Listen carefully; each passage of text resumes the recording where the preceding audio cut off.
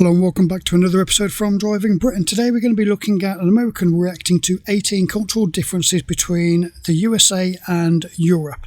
Now, for those of you who have seen any of these videos before, you know that what we usually end up doing is debunking most of the stuff in the videos. There's quite a lot of these reaction videos out there, and most of them are looking at differences between the US and the UK, or the US and Europe and stuff like that, or the UK to Europe. But one thing that we notice quite a lot is usually it's kind of Americans or Canadians who have gone to different countries and then they're trying to give their take on what they see as the differences. And that's fine, you need an outside perspective to see what the differences are. But the trouble is, a lot of the time they just get it completely wrong. And sometimes it's really funny. So here we have another video, and it's an American reacting to 18 cultural differences between the US and Europe. When they say Europe, they kind of mean the UK as well. I know that we're no longer part of Europe, but I think that Americans don't really split hairs like that. Right, okay, let's get straight into their video and have a look what we're going to get. The video that we're looking at is from Ryan Wazza. Links in description as always. Hello, and thank you for being here. How are you doing? 18 cultural differences between the USA and Europe. Drew Binsky, go check out this channel. The link is down below. You know what it is. He already has 3.5 million subscribers. Holy crap. This video has 2.6 million views. Wow. It's only 4 minutes long. How do you fit 18 facts into 4 minutes? That's a good point. Let's see. The USA and Europe are similar in size, population, standard of living, and lifestyle. You know, I never thought about honestly, that's kind of obvious, but the population, the lifestyle, standard of living, wow, that's a good point. Plus, the US is broken up into states, Europe broken up into countries. There's not that many differences, I guess, when you think of it like that. It's all similar. But we're not that different. As an American myself, after spending more than 1 year of my life in Europe and visiting every single country on the continent, there are some major cultural differences that need to be addressed. Bonjour! Disclaimer, I know it's impossible to group Europe into one category. So these are general realizations that may not exist in every European country. Here are 18 cultural differences that Europe has over the USA. Second bourgeois in Paris. 1. Pay to use public toilets. It's not free to pee or do your business in public. You have to pay Does this make a lot of people just pee outside though? usually €1 to use the bathroom. Even Yeah, if probably. €1? A whole euro? I'm just gonna pee in the wall. Or on the wall, not in the wall. Or like on a dumpster. it's just to wash your hands. 2. Water is not free. Yeah, it's not €1 in the UK. Usually it's 20 pence. Sometimes maybe 50p if it's an especially high tourist spot or something like that. But usually there's 20 pence to get in. Most public toilets are generally free. But if there is going to be a charge, 20 pence, which is the same as, 20 cents. I realize that by saying that, I bet every European watching is like, please, just don't come here. Just don't. Euro to use the bathroom, even if it's just to wash your hands. Those pesky weeing Americans. 2. Water is not free. When you order water in a restaurant, it usually comes in a tiny glass bottle. It better be clean though. If you're paying to use the toilet, I'd be pretty upset. Because the thing about America, it's free, but there might be like actual poop all over the toilet. Yeah, you might get that in a service station or something like that. On the motorways you get service stations, the big garages and whole complex where you've got food outlets and that sort of stuff. Very high transit areas, then you might get the real scabby sort of toilets where you're going to get turd on the wall and all the rest of it. But usually in normal public toilets, there might be some wee on the floor or something from where people haven't been very careful, shall we say. But the whole kind of like turd on the wall type stuff, that doesn't generally happen. It does happen, but not generally. Tap water that they're on about there. If you're in a restaurant and you ask for some still water or something, then yeah, they're going to charge you. But if you just ask for a jug of tap water in the UK, then they'll just bring you out a free jug of tap water. If you ask for ice or lemon in there, then they'll do that for free as well. Rest of Europe, well, if they can charge you, they will charge you. And costs €2 to €5. They love sparkling water 2 to 5 for water? too, so make sure to tell them you want still water. Yeah, a standard bottle of water, that sort of size, in the UK, you'll pay about 70 pence for, so 70 cents, 80 cents, somewhere around there. If you're going to buy something like that from a restaurant, then, or from a pub if you bought a bottle of water, which usually just give you tap water for nothing, but if you actually wanted to buy a bottle of sparkling water, then you'll pay the equivalent of about $2, about £2, somewhere around there. If you went somewhere like McDonald's and you wanted to buy a water, then you'll get charged a little bit more, because they'll charge you about a quid, about a pound, dollar, whatever. But the bottles are smaller, so you end up paying a bit more. Can I get a still water, please? Travel tip. No! Carry around an empty water bottle and fill it up in sinks or public fountains. It's all purified. 3. Yeah, in the UK, if there's places where you can't drink the water straight out the tap, which there are some places, then usually there'll be some type of sticker, banner, plaque, or something like that saying not drinking water, because not all public taps are drinkable water. I'm not sure what the differences are. Maybe it's just how the water's stored or something like that. But they'll have an actual plaque saying not drinkable or do not drink. It's not because they're trying to be nasty, it's because it's been stored in the tank and it's good enough for washing your hands, but you don't really want to be drinking it. But most places, it's just the same clean, fresh water that you get out of your tap at home. Every city has history. In America, we don't have much to talk about before the 17th century. In Europe, some castles are 500 years older than the US even became a country. 4. Yeah, but look how impressive that castle is. Let's go back to that. I could sit through in in Europe, a second some because I didn't castles are pause it quick 500 enough. years older than the US even. Yeah, look at that though. What an impressive building.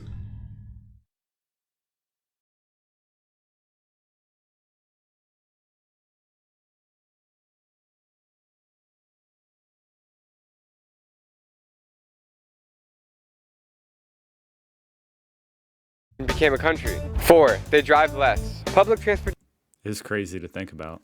But I guess the Native Americans would have something to say about that. is everywhere and efficient in Europe, and most cities are pedestrian and bike friendly. There's really no need for a car, and gas is too expensive anyways. 5. Sports are not a family. Yeah, if you go into the city like London City, then it is going to be pretty much anti-car. You're going to be almost forced to use public transport. And in Birmingham city centre, they're also running similar sort of schemes where they charge you extra for driving into the centre and things like that. But usually, most of the cities, cars will be absolutely fine. Most people would use a car rather than public transport. Tourists use public transport, but UK citizens, we just use our cars. Just the same as you do in the US. Might be closer to get from one place to another, but we're still just as lazy. Plus, if you're going from city to city, then you're really going to want to use your car. You don't want to get on a train or a bus or a coach or something like that unless you absolutely have to. Because, well, let's face it, why would you? Sitting in the nice comfort of your own car, your own music, your own space, you haven't got some snotty bogey head sitting next to you. Who's going to sit on a bus when you don't have to? Although in most of Europe, they're very much anti-car. In the States, How much does a gallon of gas cost in Europe right now? Well, in the UK, you'll pay around about £1.50 per litre. It did go up to almost £10 a gallon earlier in the year when all the prices went up. Most UK cars, you'll get about between 35 to 55 miles per gallon. I know it's a lot higher. Here we're looking at about $3 a gallon. gas is too expensive anyways. 5. Sports are not a family affair. In the States, we pregame and They're drink not. beers and tailgate for sports games with our families and friends. In Europe, sports aren't such big events, except for soccer, which they love. Yeah, I was going to say. That doesn't... Yeah, most people won't even go to see the football, though. You do get a lot of people go to see the football, but not as a family. You might get a dad and his son or something like that, but no, not really that much. make much sense. I figured everybody in the family is going to the soccer game. 6. No, you wouldn't get a whole family to go. You just get, the dad and the son or dad and daughter, something like that. Or just usually a load of blokes together, just, football supporters all go together. But the whole family, that just doesn't happen, not in the UK. You wouldn't get like the mom, the dad, the son, the daughter as a day out going watching the sports. That's just not a UK thing. Other sports that are watched in the UK are things like the cricket and stuff, but they're not as popular. Food Or watching it. portions. This is the size of a normal meal in Europe. No, just those No, it's balls? That's the whole meal? What is that? It looks like snot with cocoa powder on it. I don't know what that is, but that's not a UK meal. That's not even a European meal. What is that? They look like ice cubes, rice ice cubes with cocoa powder or oxo powder. Yeah, that's what it is. It looks like somebody's made ice cubes out of rice and then sprinkled some gravy powder over it. Is that your lunch? Yummy. That would be like a... That would be like a dessert. I don't know. I think that is a dessert. That's not a meal, is it? And this is a standard Coke. Also, No, it's not. No way. You're kidding. That's a fun pack size. You're actually kidding. Look at the size of his hand. That Coke bottle is barely bigger than his thumb. I don't know about in the rest of Europe. I've never really seen those sold across Europe actually. But in the UK, you can get them cans from supermarkets, but they're meant as fun pack ones. Usually, so you can try other types of pop. So they come in about 50ml, something like that. They're not very big. Or you have them as a treat for if you're going to give your kids some type of fizzy pop. But they're relatively expensive, so most people wouldn't buy them. You know the way you can get the cereals in them little thumb-sized boxes where you get about a dozen boxes kind of glued together and it's less than one kind of small portion per box. That's the sort of idea on how you get them little cans, but they're not sold very often and they're certainly not sold as a regular pop or soda. Pop, soda, same thing. Or Coke can. I've never seen a Coke can this small. Not a real one. Is that the Coke can that the one dude's holding in the photo? Here, hold. Yeah, it is. He Yeah, is holding one of those cans. This is Andre the Giant. Like I've seen this. Yeah, but there again, though, look at the size of the hand on the opposite side. So unless that other guy's got a small hand, the Giant's hand really is that big. Photo where it's like, look how small the can looks in Andre the Giant's hand. But it is a small can because that's the same kind of can. Everybody hands look that big when you have a can this big. Coke. Also, ketchup is not free and comes in glass bottles. Well, I guess. Yeah, not in the UK, it doesn't. It comes in plastic. But they're usually little plastic sachets, and you get two types. You get the little flat sachets where you just get less than a teaspoon of sauce, or you get pouches where you get like a tablespoon of sauce. But we don't usually have it in glass jars like that. If you go somewhere posh, you might do, and in some of the European countries, there may be, but not in the UK. It's not free if it comes in that. That's ridiculous. Yeah, that's why we wouldn't do it. Crappy little plastic packaging. This is like something you would buy at a store. No, that little packaging you're talking about, that's exactly the same as what we have in the UK. Those glass ones, I don't know, you might get them in some European countries, especially over towards Norway and that sort of district. The Netherlands, maybe. Surprised they can't give that away for free. Seriously? 7. Cigarettes are fashionable. They aren't so looked down upon among Europeans either. I guess they don't have the DARE program in Europe. In other words, that's so different. It's crazy. Like, it's crazy as in untrue. In Spain and France and places like that, you have to go to special tobacconist shops to even buy any type of tobacco products because it's so frowned upon. You can't smoke in a lot of areas. It's maybe not kind of treated as a disgusting habit like it is in the US and in the UK, which obviously doesn't go down very well with the current smoking population, but that's how it's become. So I understand exactly what he means when he's saying, yeah, that seems bizarre. It seems bizarre because that's just not how it is in Europe. I don't know where he's coming up with areas where they're saying that it's fashionable because I've just not seen that. I've been through quite a lot of Europe and I've never seen that in. Smoking is considered so by most people it's just considered like gross. I personally don't care, but by a lot of people they're like, ew, like don't even come near me, don't come near my house. Yeah, exactly. It's not treated like a taboo or anything, but it's certainly not celebrated. And if you want to buy cigarettes from a shop in the UK, they're kept behind a blank metal shutter so that the general public can't even see the tobacco being sold. That's the same in a lot of European countries. If you go to Spain and some of the islands and stuff, they don't have the cigarettes behind the counter in view. So, they're not hidden away. If you go to mainland Spain, then you end up having to go to tobacconists. But if you go to, say, the Canary Islands or something, then you'll have them in the main supermarkets where they're a lot more accessible. But that's because the Canary Islands are outside, even though it's a Spanish colony, they speak Spanish. It doesn't come within the EU rules. But EU countries, just the same as America and the UK. So that's a huge difference. Smoking equals cool. It's just not 8. They dress nicer. They don't just throw on basketball shorts, a university t-shirt, and sandals. So, why are they actually calling me out here? Dude, they always dress to impress. And about those haircuts. 9. They can speak multiple languages. Yeah, people do tend to not go out in the pyjamas like what you would see in the US. People do make generally a bit of effort, but at the same time, during the summer times and stuff like that, then you're going to get people in shorts and flip-flops and all the rest of it. It's not like you're going to stick on a suit just to go to the shops, but at the same time, you're not going to be sitting on a train in your pyjamas, which I know you can get quite a lot in the US. It's not uncommon to meet Europeans who speak 4, 5, or 6 languages fluently. I'm I not don't so think sure I have about the that. hard drive space up here for that. I really don't. Yeah, a lot of Europeans speak 2 to 3 languages.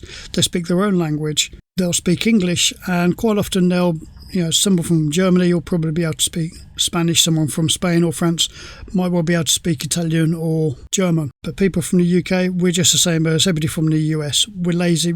We know full well that the rest of the world learn English. So why do we need to learn another language when we know they're going to be able to speak English? So in the UK, we're not like the rest of Europe. We know that everybody else is going to put in the hard work and learn the extra languages, so we can basically be lazy. Don't think I do. Fluently. This beer is very good. But as an American, I mean, really, you're not. In Europe, you're traveling to all these different countries. Like, you're easily able to travel to a bunch of different countries. So it does make more sense that you would want to learn that many. Here in America. Yeah, but that's the point now. There are so many countries that you'd end up having to learn half a dozen languages to do it. Or you can just speak English, and you're going to know that most people in most countries around the world also know English. A lot of people learn Spanish, but Yeah. that's about. Why else would you learn? Unless you're going to travel and go live in Europe. Well, in England, we will usually learn French, Spanish and German. But to be able to speak them fluently, you're probably only on about 5 or 10% of the population, not very many. Pidgin Spanish, then probably half the population. Same for Pidgin French. German, a little bit less. If you're very good at learning French at school, then you also then get to study a slightly higher level of Spanish. And if you're good at French and Spanish, then you'll also be able to study German. But if you're rubbish at French, that's as like the second language that we would traditionally learn because it's the next country along. But if you're quite good at French, then you'll get to learn the other languages. But if you're rubbish at French, then you'll just end up having to learn as much French, or they'll just teach you as much French as you can possibly learn, which is going to be almost done because you're no good at learning a second language, and then you just finish school. And that's probably most of the UK population. That's because we also know that most people around the world speak English. Yeah, okay, it's their second language a lot of the time, but why do I need to learn German when Germans can speak better English than I'm going to be able to speak German? That's the kind of idea. Personally, I can speak some French, reasonable at Spanish, not so good at German, some Pidgin German. But how many times I've actually used it when I've been abroad? Almost never. Almost every single time exclusive when I've been in another country around Europe. Other than the odd word here and there just to communicate something specific, I don't think I've ever really spoken the native tongue because they usually speak better English than what I do their language. And also, we're lazy. Yeah. Das Bier ist ausgezeichnet. To pivo je výborný. Je to pivo očem vkusné. To pivo je veľmi dobré. 10. That hurt my ear. They recycle more. Metal cans, plastic, paper, bottles. My God. They must recycle more. Look at the size of these cans. That looks exactly like a mail drop-off. I would be in trouble because I'd just be going up to that, throwing in all my mail. That's all right. As long as you put it in a cardboard one, you'll be fine. They won't get your letters, but you'll be recycling in a perfect sort of way. We don't have bins quite that big in the UK. Because, I mean, there are some industrial areas where there are bigger bins like that, obviously, but for households, it's usually just the same as what you'd have in the US, where you just got a separate box to drop stuff in. Whereas in Spain, especially, and some parts of France, and I guess more so in other parts of Europe nowadays, it is something that's kind of evolving right now to some extent. But a lot of places, you'll get exactly like that. You'll get a row of bins. In the US and in the UK, we pull our bins outside our house and a wagon comes around and empties it. In a lot of European countries, you'll have bigger bins like that where you'll go and take your rubbish, your bin bags from your house, and you'll put them in those big bins. So for them to move forwards and add recycling versions of them as well. So, you'll get your 3 recycling ones, but then the 4th one will be for normal just household rubbish. So they're not going to have a wagon coming up and down emptying the bins from each house. Your main big wheelie bin, they're going to be emptying those bins. My, birthday cards, sending postcards back home. European People would be like, "You never wrote me." I wrote you 365 days a year. recycle more and take better care of their environment. In the UK, in our town centres and stuff, where you've got bins for normal shops and things like that, you get bins exactly like what is looking out there. where you've got the 2 or 3 different compartments. The only trouble is the icons on the front tend to be more confusing than anything. When they just stick to straightforward colours or straightforward symbols for cardboard, paper, metal and glass, and then general rubbish, then it's fine because they're easy categories. But some of them, they just have really weird symbols on there.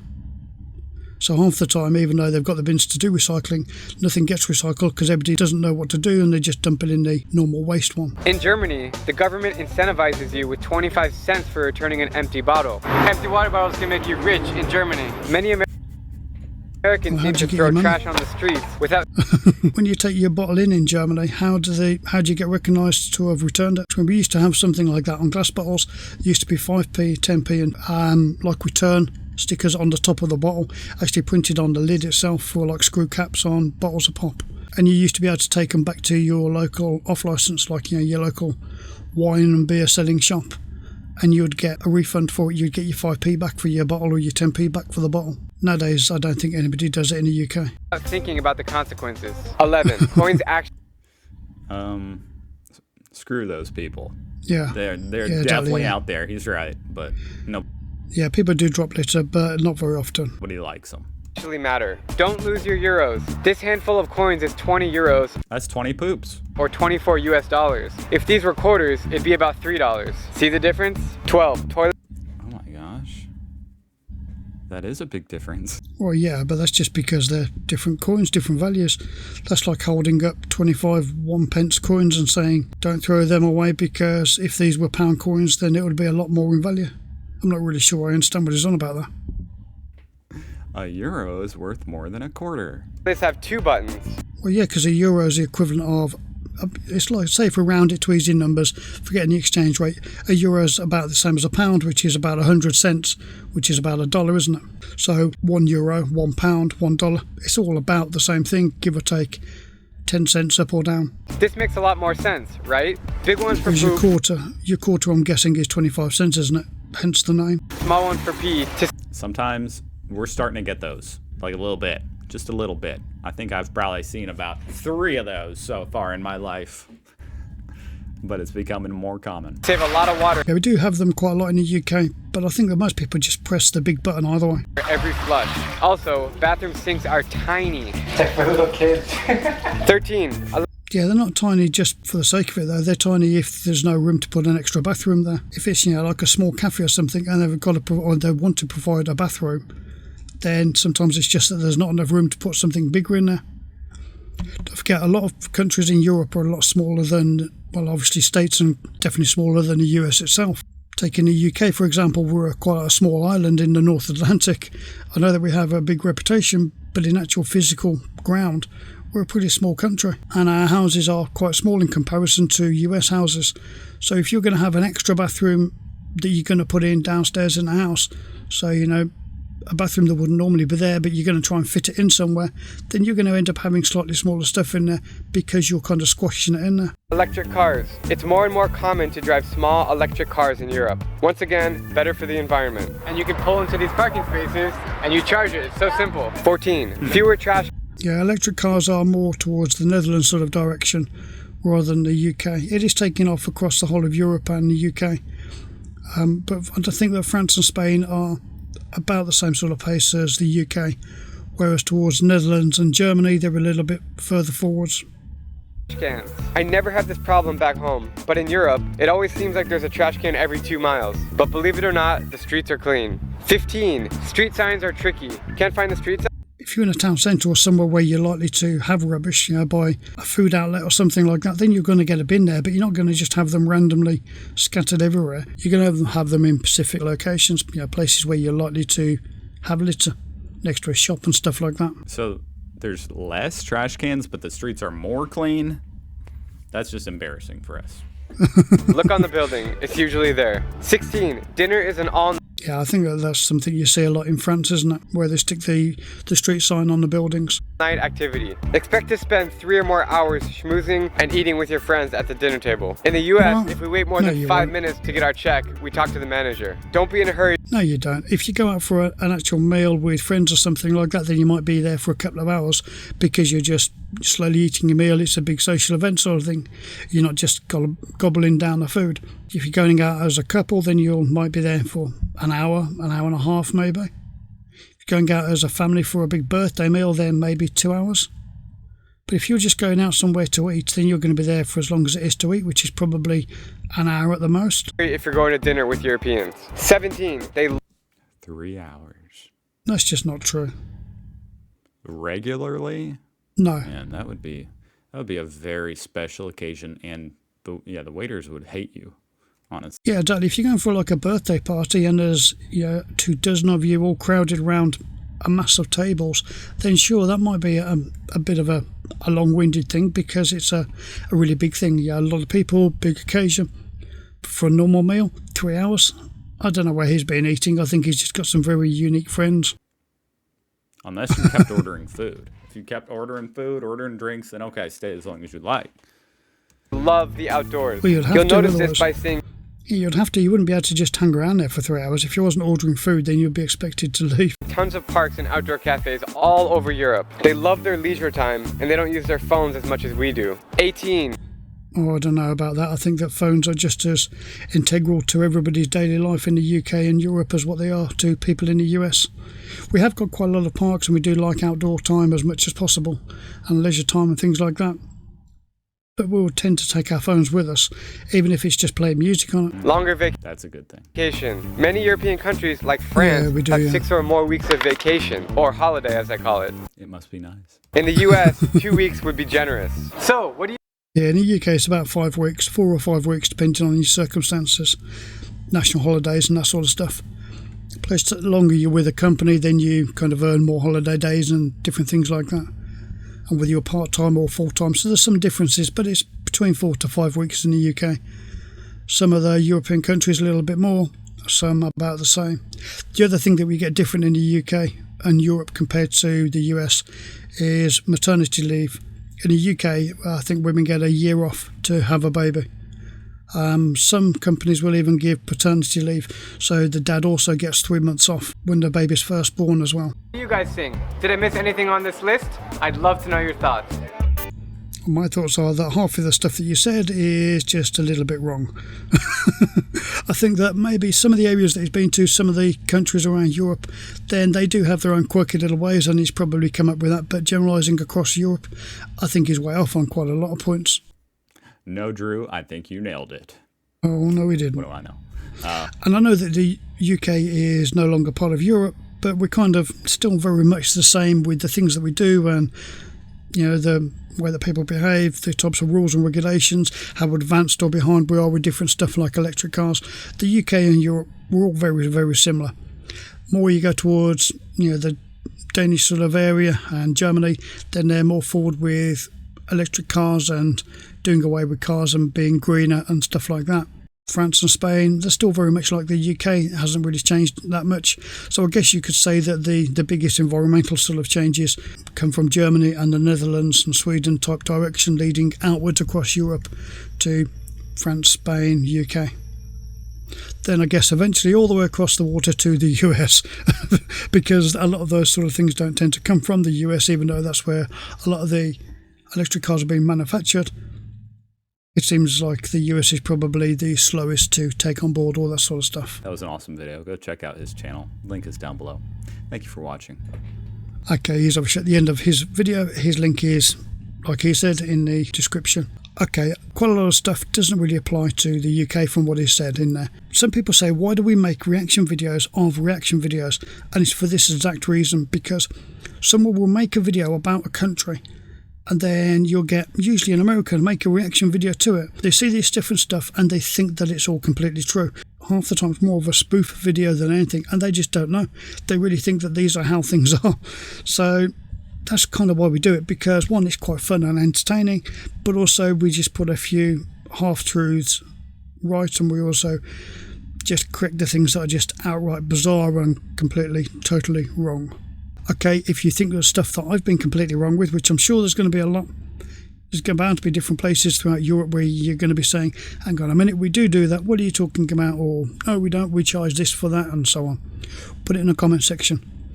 That's how we're all going to get to know how wrong or right we all are, by you adding to the comment section what you think. Okay, That's the end of this video. Thank you for watching, and we hope to see you next time.